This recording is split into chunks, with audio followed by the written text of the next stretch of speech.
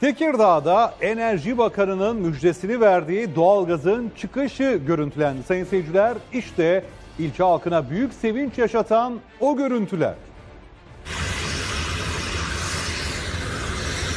Önce müjdesi geldi, sonra kendi. İşte Trakya'da bulunan doğalgaz.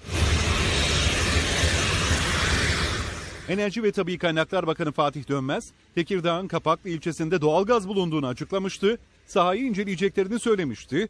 O açıklama Kapaklı halkına büyük sevinç yaşattı.